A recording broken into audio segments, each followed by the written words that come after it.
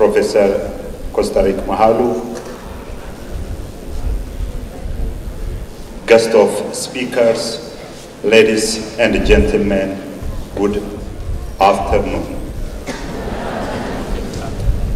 I think my topic, it doesn't touch one religion, but it touches all the religion, almost.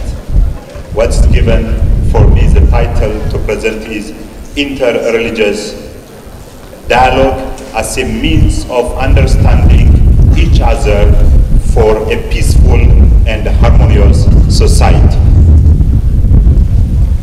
I will touch in briefly, first, general introduction to the world religions, nature, culture, and religion, the reason for interreligious dialogue, importance of interreligious dialogue, and at the end, conclusion with some recommendation. In general, as modern day citizen, and in particular as academician, we can't ignore religious diversity. Influence on creating as inclusive culture, achieving and maintaining unity aims diversity is a delicate undertaking, particular in the realm of religious belief. Clearly, the diversity of religion in the world has been a fact throughout the entire history of the world, major living religious traditions. Nevertheless, this diversity has been made the basis for contention rather than community in many cases. Preaching in a different prayer place that God is love. We have to love each other, and different religious scholars stating that God is love, while it's difficult to find unity, is a topical question too. My presentation explores the nature, culture, and religion. It then discusses the interreligious dialogue and the reason for interreligious dialogue, its importance and merit, and then I conclude by some recommendations. The world is a birthplace of many faiths and has accommodated and nourished multiple religions. It has provided a common roof to major religions for their sustain and growth. The world's religions can be divided into two groups in terms of their attitudes towards other religions. Some religion, often called universalizing religions, have a religion message and set of practice that could be universal relevant, true for all people regardless of culture, for all time. These religions develop strong missionary movement which attempt to convert members of other cultures or religions. The second group is those who belong to the culture in which that religion is found. To be born into a culture is to inherit a religion. To be born into a different culture is to inherit a different religion.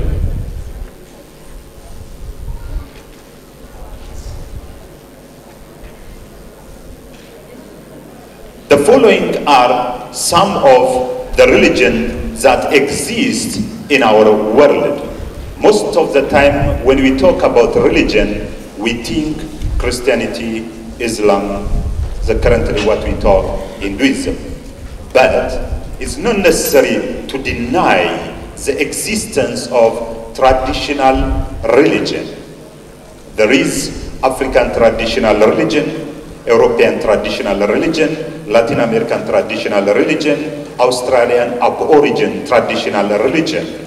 There are different traditional religions. Beside those ones, before Jesus Christ, I'm taking the history as evidence. Before Jesus Christ exists Hinduism, Taoism, Confucianism, Jainism, Buddhism, Zoroastrianism, Judaism. This religion exists before Jesus Christ. After Jesus Christ, Christianity, Shinto, Islam, Sikhism, Bahaism, Rastafarianism. These are the religions. Therefore, there are many religions in our world. Who are we to deny the existence of the other? For billions of people, having a religious belief system provides a purpose in life. Educational institutions have to help people to understand that there are many religions in the world. And people must be ready to respect each other. It's necessary to be ready to respect each other. You are not the only one that exists in the world. As we don't know, some of them maybe you don't know them. You heard it the first time. You have to accept that also. Maybe they don't know you, whether you existed or not. Now, educational institutions play a crucial role in building and enhancing the immunity and resilience of every society in confronting external and internal voices and forces with opposed pluralism.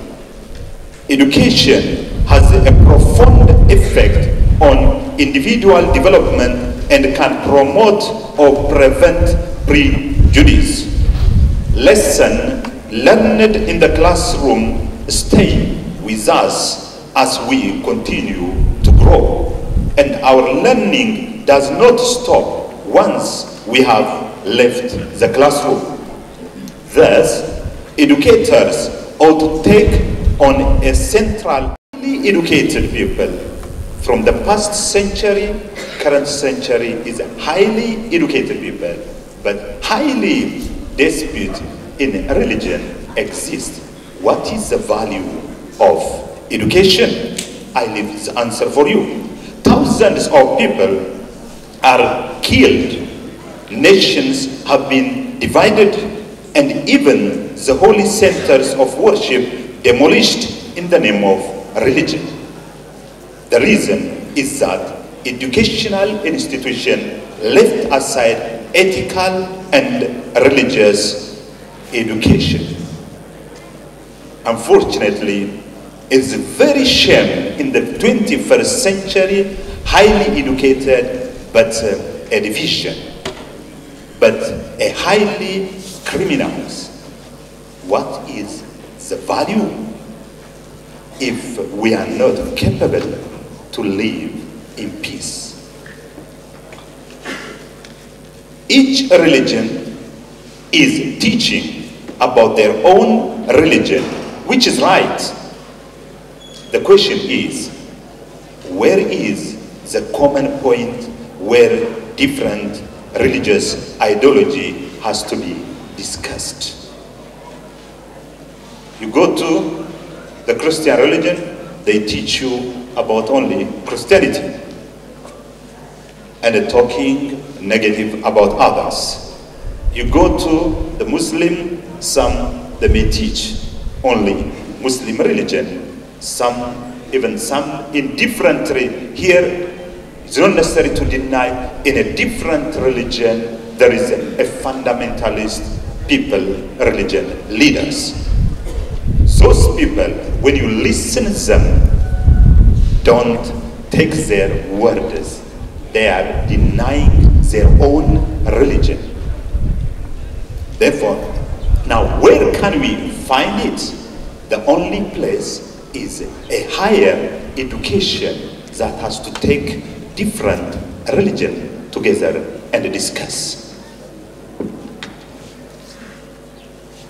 Nature, culture, and religion. Nature and culture are complementary frames. Nature is our usual way of speaking, is what is given. But culture is what human being creates. The constructs of nature and culture can be used to frame discussions about the lives of human community and about the creative achievement of human beings. Anthropologists tell us that culture provides us with a way to live and the reasons for living. The social science understand culture to be a pattern which embraces the domain of economy, social life, ideology. Within this threefold scheme, religion belongs in the domain of ideology. They have to do with understanding the human situation and the context in which human beings find themselves. Human beings, as they create their culture, including the domain of religion, develop characteristics, attitudes towards nature. Each culture is a pattern of living created within the context of constraints and possibilities. It is transmitted from generation to generation, and the pattern changes over time. While culture developed their own characteristics, way of understanding the human condition, modern circumstances bring people from different cultural background together with the same nation and even with the same city, even with the same classroom as we are here now.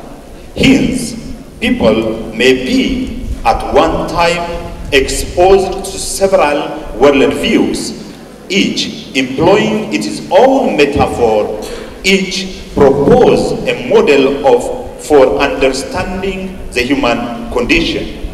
Sometimes a person of one culture marries a person of another culture. Such multicultural situations call for respect, and they afford opportunities to search our imaginations as done with our fellow human beings of various cultural backgrounds. We try to comprehend in order to reflect on a religion in a multicultural context. Openness and willingness to dialogue are essential. Culture proposes different understanding of what it means to be human, and they educate the potential human being so that it may approach the cultural idea of personhood. The area of culture which we refer to as a sign is employed in inculcating such understandings. Religion provides guiding narrative and pragmatic ritual to encourage the development of a person and community. Through word and ritual, religion transmits its vision for true humanity from generation to generation. It is therefore necessary to study different religions. As we say, we have to respect and live in peace with the people from different cultural background. There should be also to be diversity of religion.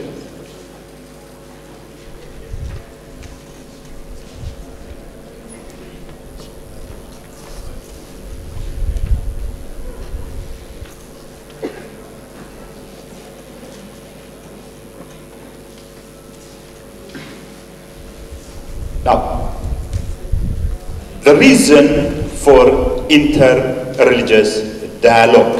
What is the reason? What has led us to the situation in which we need to work on inter-religious dialogue? What are the reasons? There are 4 factors that leads to more talks and more action towards inter-religious dialogue. Number 1, the painful and dramatic history of the religious wars that ravaged Europe in the 16th and 17th century, which showed how destructive interreligious disagreement could be. The second, a communal dialogue that originated in the 19th century with the attempt to break through the division between Christian denominations. This dialogue showed that it is possible to maintain positive relations with people who think and believe differently. The third point, the history of colonization and decolonization. European colonialism was fed with the ideology that the local tradition were inferior, and they were portrayed as that. Because of this approach, local tradition were seen primarily as target for outreach and conversion. Number 4, the Holocaust that cost the lives of 6 million of Jewish.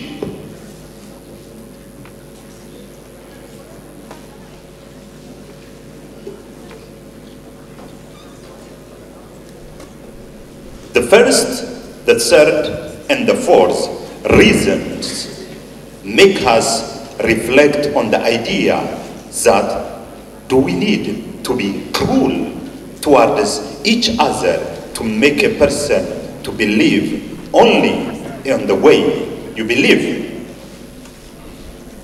Is it necessary to be that much violent to impose your own structure and provoke for the sake of their request or to power? A huge part of humanity has accepted to be part of these above mentioned operations, persecutions, and killings. Additionally, when interreligious efforts are multiplied all over the world, we are faced with wars and violence globally, and it brings the thought, did we learn anything from our past, or what we should do different not to repeat the same as the past? How did we arrive to this different polarity while we are a human being and there is only one God? The world is a fraction and we build walls instead of bridges. it's necessary to use the opportunity of globalization, which it has come to be used not just to describe the obvious and incontrovertible fact of religious diversity, but also as an ideology that this state of affairs is an excellent one, and that all religions are equally true human representation of transcendental reality.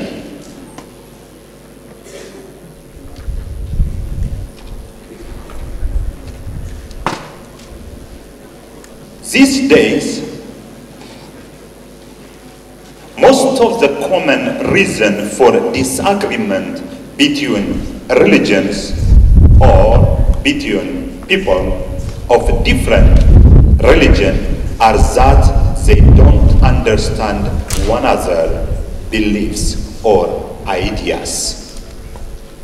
The division, talking negative, is because of ignorance, not because of gods, not because of belief. If someone talks negative, because you have to understand that person is ignorance about religion and about the concept of a human being. Interreligious dialogues, meetings, panels, conferences like this one bring to light these misconceptions as unfamiliarity disappears. And the result of such dialogue can be tremendous. Interreligious dialogue is about people of different faiths coming to a mutual understanding and respect that allows them to live and cooperate with each other in spite of their differences. Interreligious dialogue is a powerful tool for facilitating communication and finding common ground. It's more than a conversion. It is a process of give and take, self-examination, and vulnerability. Interreligious dialogue is an opportunity to expose oneself to doubt and anxiety. It's a space for finding common ground and similarities, building relationship, and cultivating mutual respect.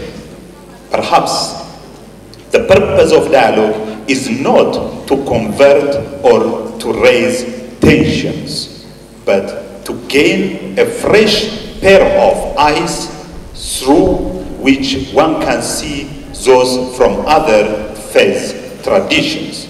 Perhaps interreligious dialogue is just the tool we need to increase mutual understanding, bridge gaps of differences, and work towards a more accepting and peaceful tomorrow. There are different types of interreligious dialogue. I would like to underline only 4 of them. Number 1, the dialogue of life. People of different religious traditions simply interact with each other in the context of their daily lives. This type of dialogue does not involve deliberate or international addressing of difficult theological questions. This is the most important one and very easy to achieve, but its application is insisted different religious leaders. This one, the dialogue of life, is as we are living a normal way with your friends. You have a friend of Muslim, Hindu, or Buddhist, you can be together, you live a life without conflict. but sometimes it's a fundamental religious leaders disturb us not to live in peace. This one is very important and easy to achieve. Number two, the practical dialogue of action. People of different religious traditions work together in addressing pressing social, humanitarian, economic, and political issues. For example, hate speech, injustice, ecological crisis, violence. Number three, theological dialogue. This dialogue is discursive and focuses on a specific theological topic. The aim is to penetrate the precise meaning of certain ideas and concepts and create understanding. This is the third one, a theological dialogue. Sometimes it is distracting the unity of the people. Instead of uniting, it is dividing, because each one, they want to be that I know, but you don't know. I am right, you are wrong. Therefore, a theological shirt, they have to be humble to understand only the diversity, but not to confirm the things. The last one, spiritual dialogue, dialogue of experience. This type enables people to learn from one another through prayer and meditation. The starting point in this dialogue is the spiritual experience, which is the ultimate end of deep religious quest.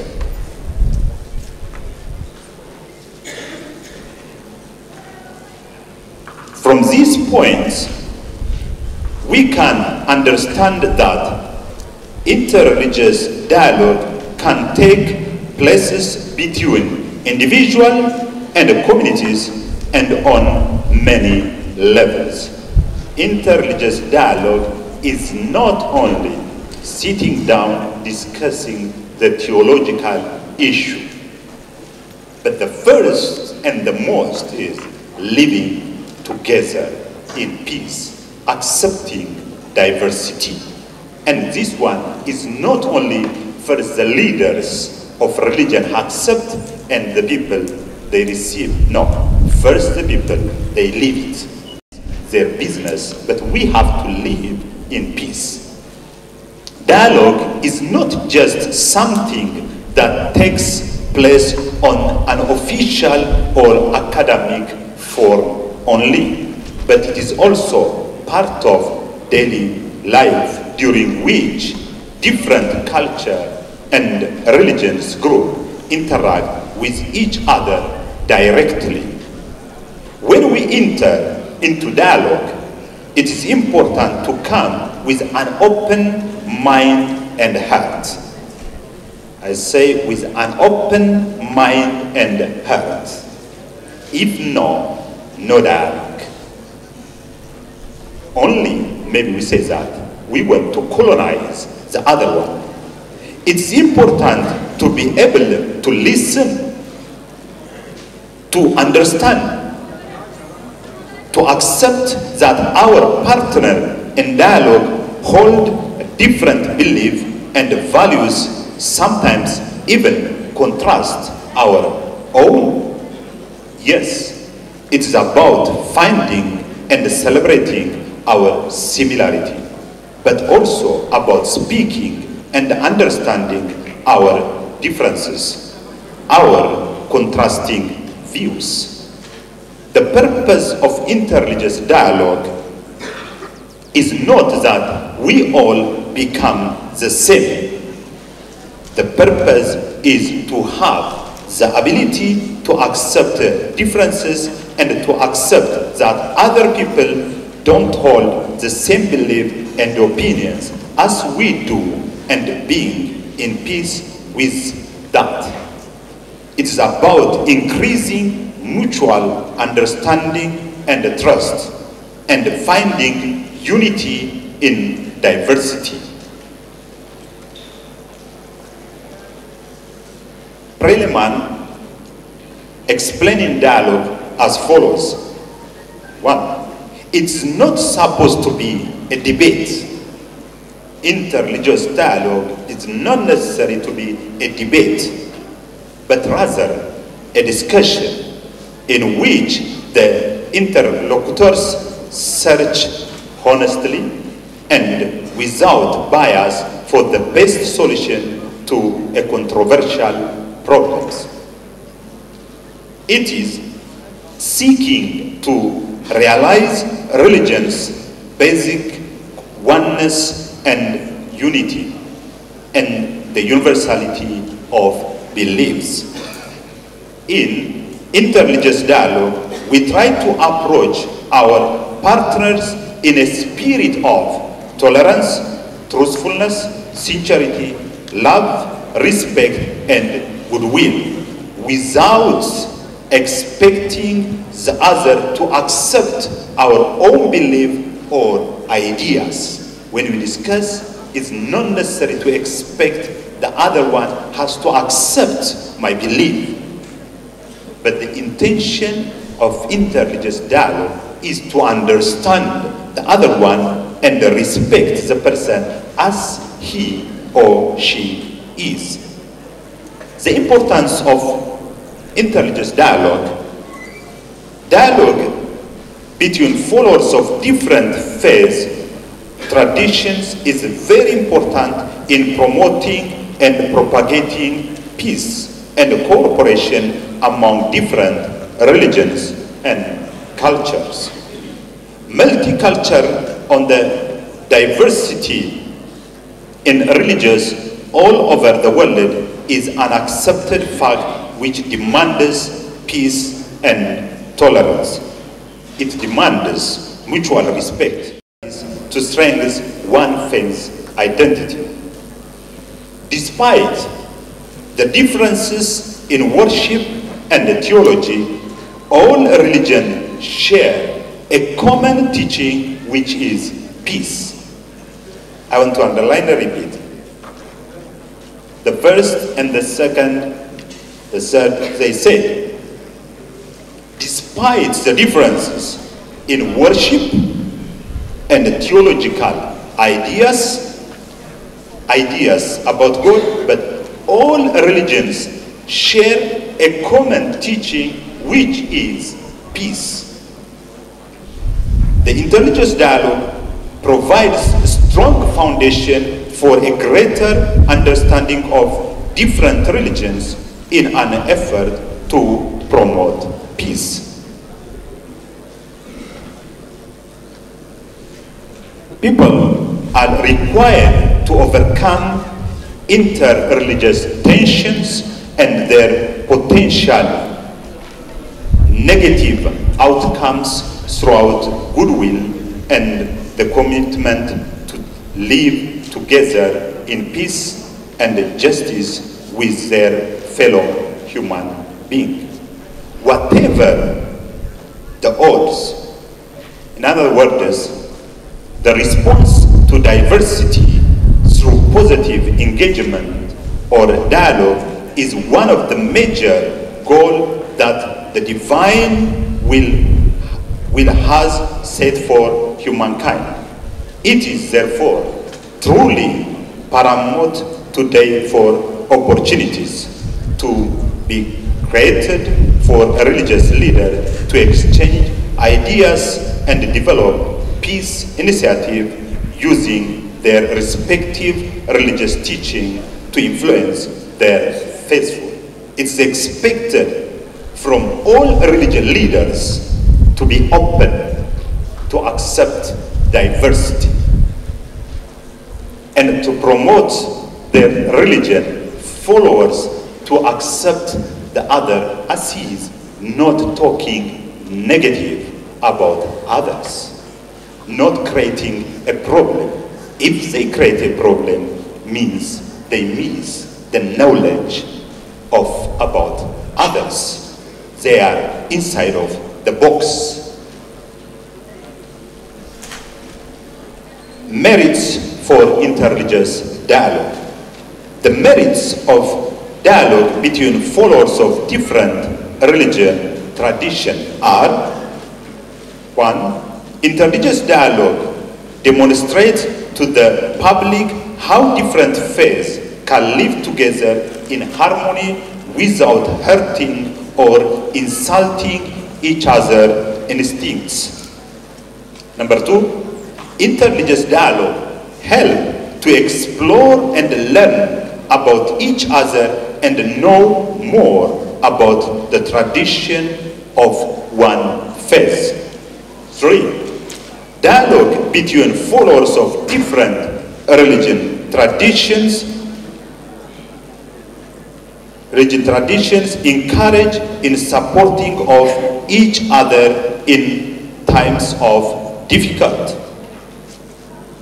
Interreligious dialogue helps the people with whom you share with to understand any religious worldview. Dialogue between followers of different religion tradition is of great help to achieve common goals for the society and the nation at large. The last, all religions believe in selfless service to the community. With the help of interreligious dialogue, the service and aids can be extended to the people of other religions too. Conclusion. The best way forward is to respect one another's liberty of conscience. That is the common ground, to respect the conscience of others, the freedom of others. We all are a human being. We have to respect each other. We can respect those who hold beliefs in direct conflict with our own. We need not to quake in one another's presence to think we disagree. Disagreement is not the enemy. Intolerance of another freedom of belief is the enemy. If we disagree, it is not bad. It's not bad. When we force others, when we don't respect the freedom of others, that we become enemy and we become bad. Insistence of uniformity of religions' beliefs become itself a religious position that campaign unity at the expense of freedom of conscience. If you think uniformity to the human being in the belief, I think we are denying that person as a human being. As a human being, we have to be different. That is, we are human beings. If you force, we need to be uniform in the religion, I think we are denying that the people, those who are in front of us, they are not a human being. When people adopt such a position, they move from protecting religious belief to controlling it. We can't control religion. You believe, I believe, no one is the owner. I expect people to believe what they believe and not to tell me what I am entitled to believe. I repeat, I expect any people to believe what they believe and not to tell me what I am entitled to believe. Believe the way you believe, but that is not your business what I believe. That has to be.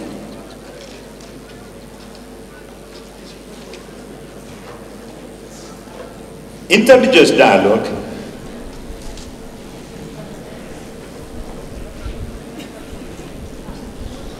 has to be for commitment to a culture of non-violence and respect of life, commitment to a culture of solidarity and just economic order, commitment to a culture of tolerance and life of truthfulness. Each party remain true to their own belief while respecting the right of the other to practice their faith freely.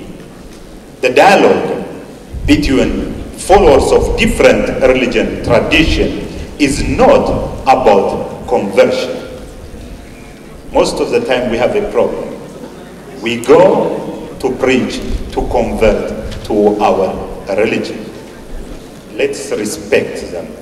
Tell them what you believe, listen to them what they believe. It's not obligatory to follow you. If they don't follow you, it does not mean that they are bad. They remain good.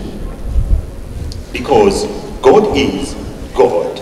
No one is the owner of God.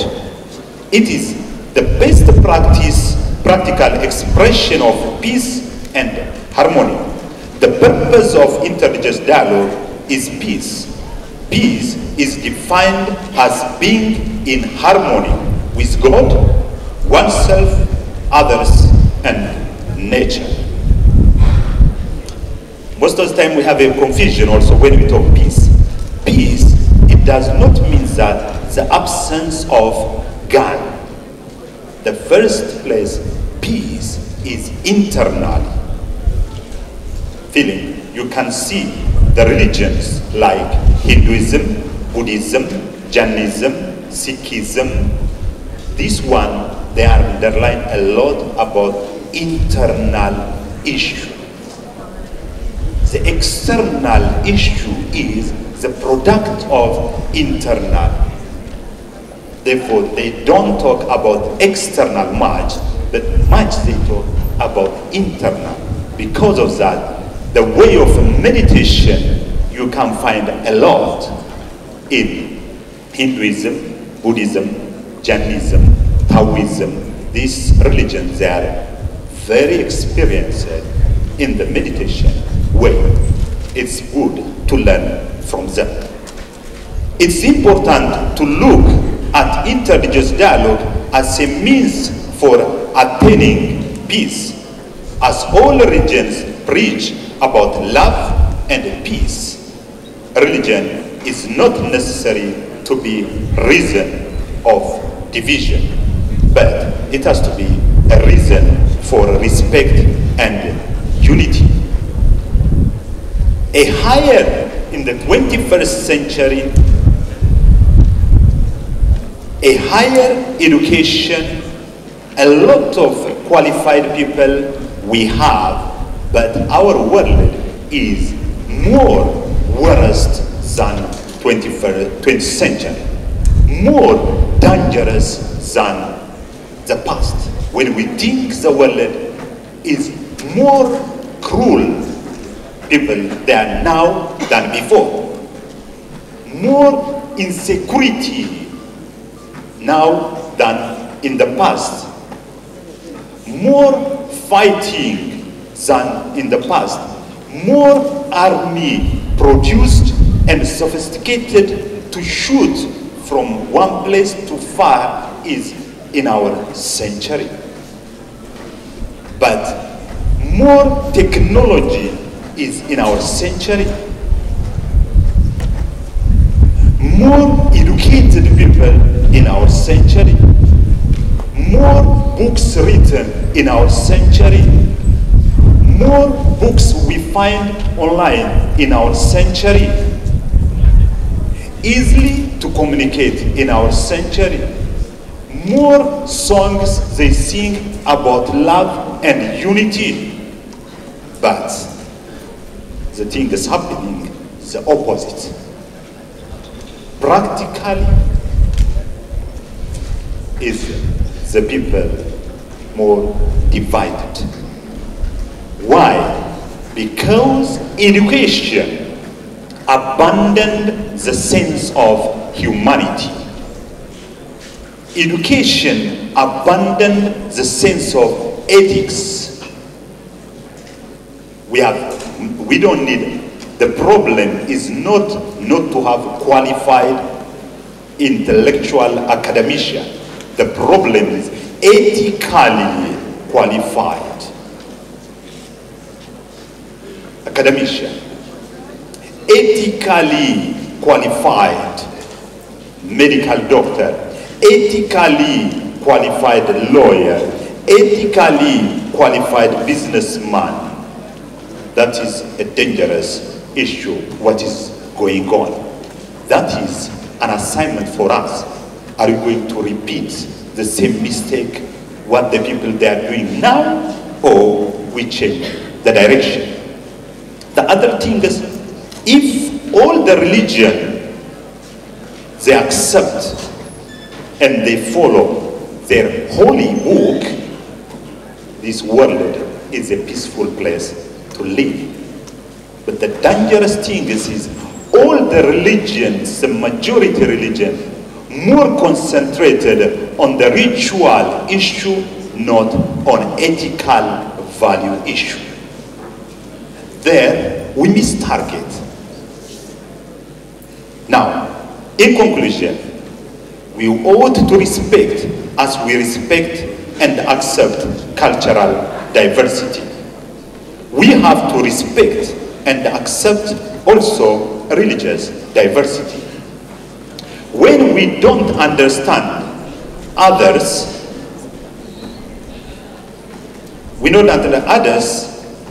understand other religions, we look at them as strange, ridiculous, meaningless, when we don't understand them. Not because they are. Let us open our mind and be ready to understand other religion. Those who marry, they say, my wife is the best in the world. A lady, my husband is the best in the world. A boyfriend to the girlfriend, my girlfriend is the best in the world. A lady to a man, my boyfriend is the best in the world. Does it mean really?